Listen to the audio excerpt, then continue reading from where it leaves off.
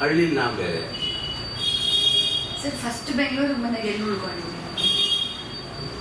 Hotel Highlands ಅಂತ ಇತ್ತು, highland hotel. ಅದೀಗ ದೊಡ್ಡ ಬೇರೆ ಹೋಟೆಲ್ ಓಕೆ. ಅಲ್ಲೇ ಇತ್ತು.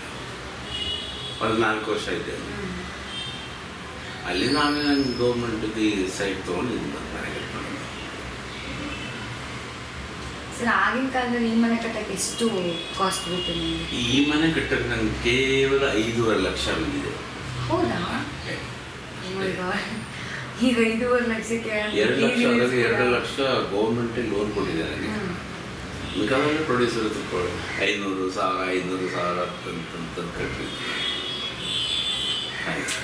ಇದು ಬಬ್ರುವಾಹನದ ಮೇಲೆ ಇದು ಓ ಸೂಪರ್. ಅದೊಂದು ಅಣ್ಣವ್ರು ಕೊಟ್ಟಿರೋದು ನನಗೆ. ಆ ಗಡಿಯಾರನ ಅವರೇ ಕೊಟ್ಟಿರೋದು, ಓಕೆ. ರಾಜ್ಕುಮಾರ್ ಅವರು ಈ ಮನೆ ಓಪನಿಂಗ್ ಬಂದಿದ್ದರು.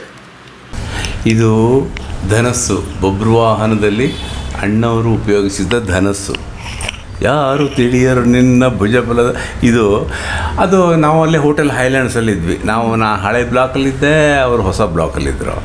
ಶೂಟಿಂಗ್ ಎಲ್ಲ ಮುಗೀತು, ಪ್ಯಾಕಪ್ ಆಯಿತು ಅಂತ. ಅದಾದಮೇಲೆ ಅವರು ತಂಗಪ್ಪನಂತ ಇದರೆಲ್ಲ ಮಾಲೀಕರು ಮದ್ರಾಸಿಂದ ಎಲ್ಲ ತಂದಿದ್ದರು ವಿಚಿತ್ರ ಡ್ರೆಸ್ಗಳನ್ನ. ಆ ಡ್ರೆಸ್ಗಳನ್ನೆಲ್ಲ ಅವ್ರು ವಾಪಸ್ ತೊಗೊಂಡು ಹೋಗ್ತಾಯಿದ್ರು. ನಾನು ನೆನಪಿಗೋಸ್ಕರ ಎತ್ತಿತ್ಕೊಂಡ್ಬಿಟ್ಟಿದೆ. ಅದು ಒಂದು ಕೃಷ್ಣನ ಕಿರೀಟ ಎತ್ಕೋಬೇಕಾಯಿತು, ಅದು ಭಾಳ ಕಾಸ್ಟ್ಲಿ ಇರೋದ್ರಿಂದ ನಾನು ಮುಟ್ಟಕ್ಕೆ ಹೋಗಿದ್ದೆ. ಇದೊಂದು ಆ ಮೂಲೆಯೊಳಗೆಲ್ಲ ಕತ್ತಲೆ ರಾಶಿ ಹಾಕಿದ್ರಲ್ಲ, ಒಂದು 5-6 ಇತ್ತು, ಅದರಲ್ಲಿ ಒಂದು ಎತ್ಕೊಂಡ್ಬಂದ್ಬಿಟ್ಟಿದೆ. ಅದು ನೋಡಿ ಇವತ್ತು ನನಗೆ ನೆನಪಿದೆ. ನಾನು ಅದಕ್ಕೂ ಕೆಟ್ಟ ಕೆಲಸನೇ ಮಾಡಿದ್ದು. ನಾನು ಹೋಟ್ಲ್ ಹೈಲ್ಯಾಂಡ್ಸ್ ರಾಶಿ ಹಾಕಿದ್ದಾರಲ್ಲ, ಒಂದು ಎತ್ಕೊಂಡ್ಬಂದ್ಬಿಟ್ಟಿದೆ. ಎತ್ಕೊಂಡು ರೂಮ್ನಲ್ಲಿ ಇವತ್ತಿಗಿದು ಆ್ಯಂಟಿಕ್ ಪೀಸು. ಅವ್ರು ಸ್ವತಃ ರಾಜ್ಕುಮಾರ್ ಮಗನೇ, ಅಣ್ಣ ಇಂತ ಕೊಟ್ಬಿಡಿ, ನಾನು ಅಲ್ಲಿ ಸಮಾಧಿ ಹತ್ರ ಇಟ್ಬಿಡ್ತೀನಿ ಅಂತ ಅಂದರು. ಬೇಡ ಮರಿ, ನಾನು ತಂದ್ಕೊಂಡಿದ್ದೀನಿ, ನನಗೊಂದು ಬೇಕಲ್ಲ ನೆನಪಿಗೆ ಅಂತ ಇಟ್ಕೊಂಡಿದ್ದೀನಿ. ಹಾಗೆ ಈ ಪೂಜೆ, ಈ ಮನೆಗೆ ಪೂಜೆ ಕರೆದಿದ್ದೆ. ಅವ್ರು ಬಂದಿದ್ದರು, ಪಾರ್ವತಮ್ಮವರು, ರಾಜ್ಕುಮಾರ್ ಅವರು ಬಂದಿದ್ದರು. ಆವಾಗ ನನಗೆ ನೋಡಿ ಆ ಗಡಿಯಾರ ನಾನು ಕೊಟ್ಟಿದ್ದಾರೆ ಅವರು. ಹೌದು, ರಾಮಕೃಷ್ಣ, ನಾನು ನಿನಗೋಸ್ಕರ ಏನೂ ತರಲಿಲ್ಲ, ಈ ಗಡಿಯಾರ ಇಟ್ಕೊ ಅಂದರು ನನಗೆ. ನೋಡಿ, ಅದು 32 ವರ್ಷದಿಂದ ನಡೀತಾ ಇದೆಯಲ್ಲ. ಹಾಂ ನೋಡಿ, ಅದು ಪವರ್ ಅಲ್ವಾ? ಇದು 2 ಆ ಪ್ರೀತಿ ಎಲ್ಲ ಎಷ್ಟು ಚೆನ್ನಾಗಿ ನೆನಪಲ್ಲಿ ಉಳ್ಕೊಂಡ್ಬಿಡುತ್ತಲ್ವ ಕೆಲವೊಂದು. ಅದೇ ನೆನಪು. ಹಾಗೆ ನೋಡಿ, ಅಲ್ಲೊಂದು ಫೋಟೋ ಇದೆ, ಒಂದು ಜಾಕಿ ಚಾನ್. ಇದೇ ಹುಡುಗಿದ್ ನಾನು, ನಮ್ಮ ದೊಡ್ಡವನು, ಅವನು ಸಣ್ಣವನಿದ್ದಾಗ. ಹಾಂ, ಪೇಪರ್ನಲ್ಲಿ ನೋಡ್ಬಿಟ್ಟಿದ್ದ, ಜಾಕಿ ಚಾನ್ ಬಂದನಪ್ಪ ಹೊಸಪೇಟೆಗೆ. ನನಗೊಂದು ಶೂಟಿಂಗ್ ಇತ್ತು ಅಲ್ಲಿ, ನಾನು ಪುರಂದರದಾಸ್ ವೇಷ ಮಾಡೋಕ್ಕೆ ಹೋಗ್ಬೇಕಾಗಿತ್ತು. ಅವಾಗ ನಂಗೊಂದು ಫೋಟೋ ತಂದ್ಕೊಳಪ್ಪ, ಅವ್ರ ಜೊತೆ ಒಂದು ಫೋಟೋ ತೆಗೆಸ್ಕೊಬಾರಪ್ಪ ಅಂತ ಅಂದಿದ್ದ. ಹೌದಲ್ಲ, ಇವರೆಲ್ಲ ಹೇಳೋದಲ್ಲ ಅಂತ ನಾನು ಹೋಗಿ ಅವ್ರು ತೆಗೆಸ್ಕೊಂಡ್ಬಂದಿದ್ದು. ಇನ್ನು ರಜನಿಕಾಂತ್ ಅವ್ರ ಬಗ್ಗೆ ಆ್ಯಕ್ಚುಲಿ ನೀವು ಹೇಳ್ತಿದ್ರಿ, ಅದೊಂದು ಇಂಟರ್ವ್ಯೂನಲ್ಲಿ ಕೇಳಿದೆ. ಬಸ್ ಹತ್ತಿ ಹೆಂಗೆ ಇಳಿಬೇಕಂತ ಹೇಳ್ಕೊಟ್ಟಿದ್ರು ಟ್ರಿಕ್ ನನಗೆ, ಅದಕ್ಕೆ ಟಿಕೆಟ್ ತೊಗೊಳಕ್ಕಾಗದೆ ಇದ್ದಾಗ. ಸ್ವಾರಸ್ಯವಾಗಿ, ಯಾಕೆಂದರೆ ನಾನು ಫಸ್ಟು ಸಿನಿಮಾಗೆ ಬರೋಕ್ಕೆ ಮುಂಚೆ ಹೋಟ್ಲಲ್ಲೂ ಇರಲಿಲ್ಲ. ಅಲ್ಲಿ ಹನುಮಂತ ನಗರದಲ್ಲಿದ್ದೆ. MN ಪ್ರಸಾದ್ ಅಂತ ಒಬ್ಬ ಡೈರೆಕ್ಟ್ರು. ಇವಾಗ ನಮ್ಮ ಹಂಸಲೇಖ ಅವರ ಮೊಟ್ಟ ಮೊದಲ ಸಿನಿಮಾ ಯಾವುದೋ ಒಂದು ಇದೆ, ನೀನಾ ಭಗವಂತ ಎನಗುಪಕರಿಸಿ ಅಗ್ನೇನ ಅಂತ ಬರ್ತಾ ಹಾಡೋದು. ಅದನ್ನು ನಿರ್ಮಾಣ ಅವ್ರು ಮಾಡಿದರು. ಆ ಹಾಡನ್ನು ಅವರೇ ಬರೆದಿದ್ದು, ಸಂಗೀತ ನಿರ್ದೇಶಕರಾಗಿದ್ದು. ಆ ಚಿತ್ರ MN ಪ್ರಸಾದ್ ಅಂತ ಒಬ್ಬ ನಿರ್ದೇಶಕರು, ಅವರ ಆಫೀಸಲ್ಲಿ ನಾನಿದ್ದೆ. ಉದಯ್ ಕುಮಾರ್ ಎಲ್ಲ ಇದ್ರಂತ ಆ ಪಿಕ್ಚರ್ಲಿ. ಆ ಪಿಕ್ಚರ್ ನಾನು ನೋಡಲಿಲ್ಲ, ಅವ್ರ ಆಫೀಸಲ್ಲಿ ನನಗೆ ಜಾಗ ಕೊಟ್ಟಿದ್ದರು. ಆ ಆಫೀಸಲ್ಲಿ ಹನುಮಂತ ನಗರದಲ್ಲಿರೋದು. ಅಲ್ಲಿಂದ ನಾನು ಹೋರಾಟಕ್ಕೆ ಬರಬೇಕಲ್ಲ, ಗಾಂಧಿನಗರ ಕಡೆಗೆ ಅಲ್ಲಿ ಇಲ್ಲಿ ಓಡಾಡಬೇಕಲ್ಲ. ಆಗ ಈ ರಜನಿ ಅವರು ಬಸ್ ಕಂಡಕ್ಟರ್ ಆಗಿದ್ರಲ್ಲ, ಶಿವಾಜಿರಾವ್ ನಿಲಂಗೇಕರ್. ಆವಾಗ ಸ್ಮಾರ್ಟೆಸ್ಟ್ ಕಂಡಕ್ಟರ್ಸ್ ಆಫ್ ಅಂತ ಆವಾಗ KSRTC ಬಿ ಟಿ ಎಸ್ ಬಸ್ಸಲ್ಲಿ. ಹೌದು, ಆವಾಗ ಇನ್ನೂ ಚೆಂದ ಫಿಟ್ಟಾಗಿರೋದು ಬಟ್ಟೆ ಥರ, ಹಿಂಗೆ ಅನ್ಕೊಳ್ಳೋ ಇಲ್ಲೆಲ್ಲ ಇರೋದು ಅವ್ರ ಮೀಸೆ. ಹೇರ್ ಎಲ್ಲ ತುಂಬ ಹೆಂಗಲ್ಲ ಆ ಥರ ಹೇರ್. ಏನು ಇಷ್ಟು ಕಪ್ಪಿದ್ರು ಏನು ಆನಂದವಾಗಿ, ಏನು ಚೆನ್ನಾಗಿದ್ದಾನಲ್ಲ ಅಂತ ನನಗೆ ಅವ್ನು ನೋಡಿ ಸ್ಫೂರ್ತಿ. ಅವರಿಗೂ ಎಲ್ಲ ನನ್ನ ನೋಡಿ, ಈ ನನ್ನ ಮಗ ಏನೋ ಆರ್ಟಿಸ್ಟ್ ಥರ ಇದ್ದಾನಲ್ಲ, ಚೆನ್ನಾಗಿದೆ. ನೀವು ಬೇರೆ ಯಾವಾಗ ಸಕ್ಕತ್ತಾಗಿದ್ರಿ. ನಾನು ಗುಬ್ಬಿ ಕಂಪ್ನಿಯಿಂದ ಬಂದವ್ರು ಬೆಳಗ್ಗಿದ್ನಲ್ಲ, ಅಂದರೆ ಇವನು ಆರ್ಟಿಸ್ಟ್ ಆಗ್ಬೋದಾಯ್ತಲ್ಲ ಅಂತ ಅವ್ರ ಮನಸ್ಸಲ್ಲಿ ಇತ್ತಂತೆ. ಬಟ್ ನನ್ನ ಮನಸ್ಸಲ್ಲಿ ಒಂದು ಅದೇ ಥರ ಇತ್ತು. ಆ ರೀತಿಯ ಒಂದು ರೀತಿಯ ಬಾಂಧವ್ಯ, ಭಾವವಾಹಿನಿ ನಮ್ಮಿಬ್ಬರು. ಅದಕ್ಕೆ ನನಗೆ ದುಡ್ಡಿಲ್ಲ, ಓಡಾಡೋಕ್ಕೆ ದುಡ್ಡಿಲ್ಲ. ನಾನು ಫ್ರೀಯಾಗಿ. ಓಕೆ. ಅಂದರೆ ನಾನು ಹತ್ಕೋತಿದ್ದೆ, ರೈಟಲ್ಲಿ ಹತ್ಕೊಳ್ಬೇಕು, ನಿಂತ್ಕೊಂಡಾಗ ಬಸ್ ನಿಂತ್ಕೊಂಡಾಗ ಇಳಿಬೇಕು. ಯಾಕಂದರೆ ಚೆಕ್ಕಿಂಗ್ ಇಸ್ಬೇಕು ಬಂದರೆ ಕಷ್ಟ ಆಗ್ತದೆ. ಸ್ವಲ್ಪ ಈ ಥರ ಕಳ್ಳ ದಂಧೆ ಮಾಡಿದ್ದೀವಿ. ಕಡೆ ಹೆಚ್ಚಿಗೆ ದಿವಸ ಮಾಡಲಿಲ್ಲ, ನಾನು ನಾಚಿಕೆ ಆಗೋಯ್ತು ನನಗೆ. ಅವಶ್ಯಕತೆ ಇದೆ. ಬೆಂಗಳೂರಿಗೆಲ್ಲ ಬರ್ತಿರ್ತಾರಲ್ಲ, ಯಾವಾಗಲಾರು ಮಾರುಕೇಶದಲ್ಲೆಲ್ಲ ಬಂದು ಹೋಗ್ತಿರ್ತಾರಂತೆ. ಆ ಟೈಮಲ್ಲಿ ಯಾವಾಗಲಾರು ಬಂದು ನಿಮ್ಮನ್ನ ಸರ್ಪ್ರೈಸಾಗಿ ಭೇಟಿ ಮಾಡಿದ್ದಾರೆ? ಇಲ್ಲ, ನಾನು ಆ ಥರದ್ದೆಲ್ಲ ಅಷ್ಟೆಲ್ಲ ನಾನು ಪಳಗಿಲ್ಲ ಅವ್ರ ಜೊತೆಗೆ. ನಾನು ಅವ್ರು ಹಚ್ಕೊಂಡಿಲ್ಲ. ಯಾಕೆಂದರೆ ಅದು ಕೆ ಬಾಲಚಂದ್ರ ಜೊತೆ ನಾನು ಶೂಟಿಂಗ್ ಮಾಡಿದ್ದೀನಿ. ಆವಾಗೆಲ್ಲ ಬರೋರು, ಅಲ್ಲೂ ಮಾತಾಡ್ಸೋರು, ನಂಗೆ ಪರ್ಸ್ನಲಾಗಿ ಚೆನ್ನಾಗಿ ಗೊತ್ತವರು. ಬಟ್ ನಾನಿನ್ನು ಅವ್ನ ಹತ್ತಿರ ಹೋಗಿ ಅವ್ರ ಮದುವೆ ಆದಮೇಲೆಲ್ಲ ನಾನು ಅವರು ಭೇಟಿ ಮಾಡಿಲ್ಲ.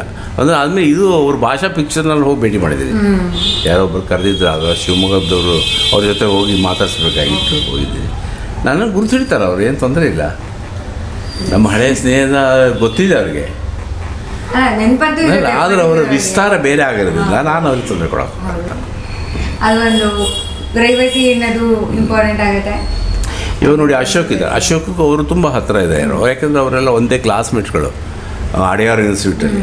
ಆ ಅಡಿಯಾರ್ ಇನ್ಸ್ಟಿಟ್ಯೂಟಕ್ಕೆ ಮೇಷ್ಟ್ರಾದವರು ನನ್ನ ಗುಬ್ಬಿ ಕಂಪ್ನಿಯವರು. ಈಗ ಇದೆಲ್ಲ ಎಲ್ಲ ಒಂದು ಲಿಂಕೇ ಇದೆ. ಹೌದು, ಹಾಗೆ. ವೀರಪ್ಪನಿಂದ ಬಂದ ಮೇಲೆ ಒಂದು ಸಿನಿಮಾ ಶೂಟಿಂಗ್ ನಡೀತಾ ಇತ್ತು. ಶಿವರಾಜ್ ಕುಮಾರ್ ಮತ್ತು ರಾಘವೇಂದ್ರ ರಾಜ್ಕುಮಾರ್ ಇಬ್ಬರು. ರಾಘವೇಂದ್ರ ರಾಜ್ಕುಮಾರ್ ಅಲ್ಲ, ಅವರ ಇಬ್ಬರು ವಿಜಯ ರಾಘವೇಂದ್ರ ಅವರಿಬ್ಬರು ರಿಷಿ. ಅದ್ರಲ್ಲಿ ನಾವೆಲ್ಲ ಅನೇಕ ದೊಡ್ಡಣ್ಣ ಇವರೆಲ್ಲ ಇದ್ವಿ, ತುಂಬ ಆರ್ಟಿಸ್ಟ್ಗಳಿದ್ವಿ ಅಲ್ವೇ. ಆವಾಗ ಅಣ್ಣವ್ರು ಬಂದಾಗ ನನಗೆ ಹತ್ತಿರ ಕೂತ್ಕೊಳ್ಳೋರು ಯಾರು ಅನ್ನೋದು ಬರುತ್ತೆ. ಶೂಟಿಂಗ್ ನೋಡೋಕ್ಕೆ, ಮಗನ ನೋಡೋಕೆ ಬಂದಿದ್ರು ಅವರು. ನಾನು ಅವನು ಒಂದಷ್ಟು ಗೋಳ ಹಾಕ್ಕೊಂಡಿದ್ದೀನಿ. ಏನಣ್ಣ ನೀವು ಹಿಂಗೆ ಮಾಡಿದ್ರಿ, ಹಂಗೆ ಮಾಡಿದ್ರಿ,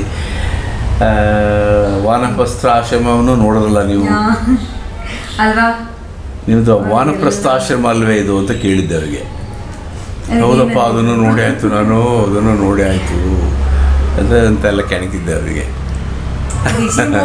ನೆನಪಾಯ್ತು ಸರ್, ಇವತ್ತಿಗೂ ಯುಗಾದಿ ಹಬ್ಬದ ಒಂದು ಸಾಂಗ್ ಇದೆಯಲ್ಲ, ಅದು ನನಗೆ ಹಬ್ಬ ಇಲ್ದಿರೋ ದಿನ ಅದನ್ನ ಕೇಳಿದ್ರು ತುಂಬಾ ಖುಷಿ ಆಗುತ್ತೆ ಸರ್.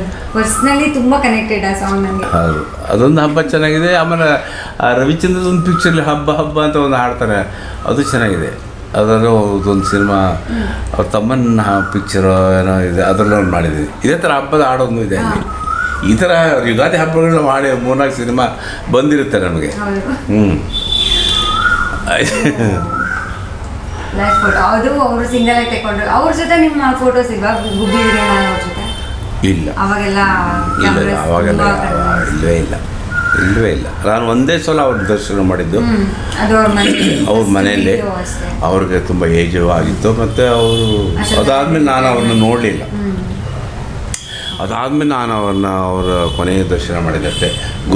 ಗುಬ್ಬಿಲಿ ಅವ್ರನ್ನ ಸಮಾಧಿ ಮಾಡಿದ್ರು, ಆವಾಗ ಹೋಗಿದ್ದಷ್ಟೇ. ನಾನು ತುಂಬ ಭಯದಲ್ಲಿ ಇದ್ದೆ ಅವರ ಜೊತೆ.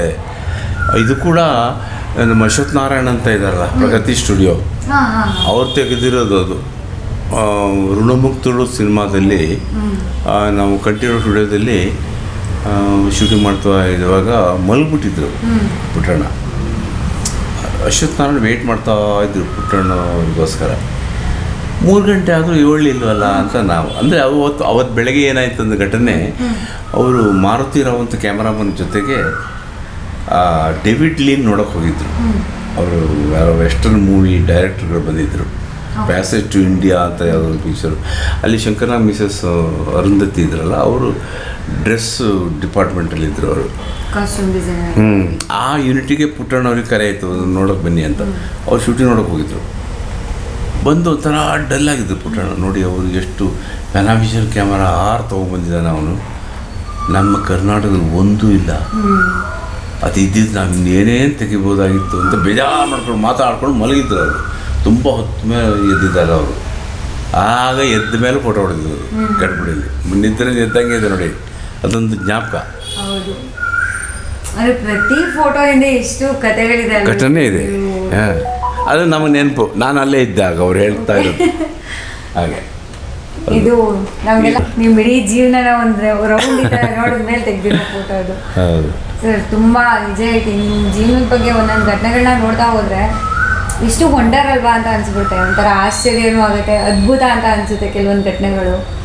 ಅಂದ್ರೆ ನೀವು ತುಂಬಾ ಲಕ್ಕಿ ಅದನ್ನೆಲ್ಲ ಎಕ್ಸ್ಪೀರಿಯನ್ಸ್ ಮಾಡೋದಕ್ಕೆ ಅಂತ ಅನ್ಸುತ್ತೆ. Okay. ಹಾಗೆ ನಿಮ್ ಜೊತೆ ಯಾರು ವರ್ಕ್ ಮಾಡಕ್ ಅವಕಾಶ ಸಿಕ್ಕಿದೆ ಅವರೆಲ್ಲ ಇನ್ನೂ ಸಿಕ್ಕಾಪಟ್ಟೆ ಲಕ್ಕಿ ಸರ್. ಬಿಕಾಸ್ ನಿಮ್ಮ ಮಾರ್ಗದರ್ಶನದಲ್ಲಿ ಇನ್ನೂ ನಮ್ಮದು ಮಾರ್ಗದರ್ಶನ ಕೊಡುವಂಥದ್ದಲ್ಲ, ನಾವೇ ಮಾರ್ಗದರ್ಶನ ಪಡ್ಕೊಂಡಿದ್ದೀವಿ, ಎಷ್ಟೋ ಜನರ ಹತ್ರ ಪಡ್ಕೊಂಡಿದ್ದೀವಿ, ಹೀಗಿದ್ದೀವಿ. ನಿಮ್ಮ ಸರಳತೆ ಸರ್. ನನಗಿಂತ ಕಿರಿಯರಿಲ್ಲ, ದೇವರಿಗಿಂತ ಹಿರಿಯರಿಲ್ಲ, ತಕ್ಕ ಮಾದೇವಿ ಹಾಡಿದಾಳಲ್ಲ ಹಾಗೆ. ತಗೊಳ್ಳಿ, ದೇವರ ಮಾಡಿ.